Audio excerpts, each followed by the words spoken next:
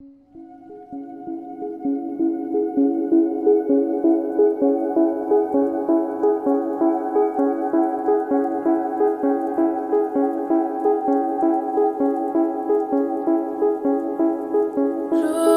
yeniden doğdu ama sanki her şey kayboldu. Çok derin hislerim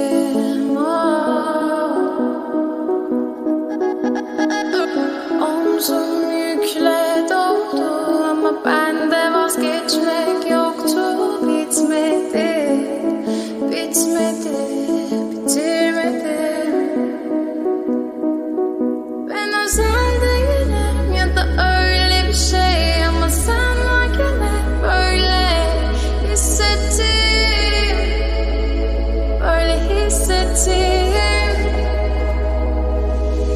Yanan her şey görünmüyor olmalı, bunu sen de hatırlarsın da artık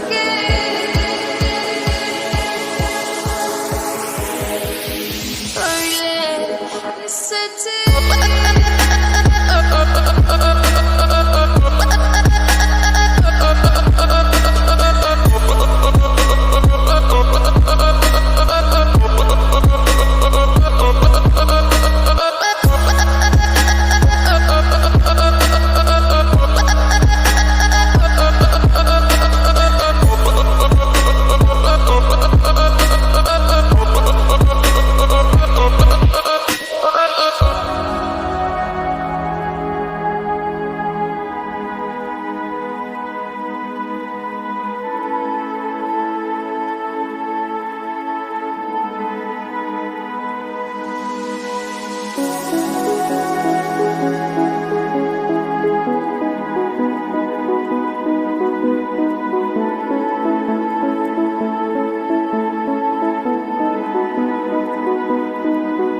Ben özel değilim ya da öyle bir şey ama sen varken hep böyle hissettim, böyle hissettim.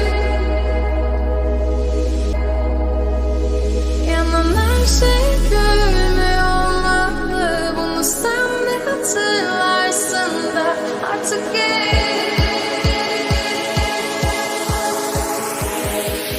böyle hissettim.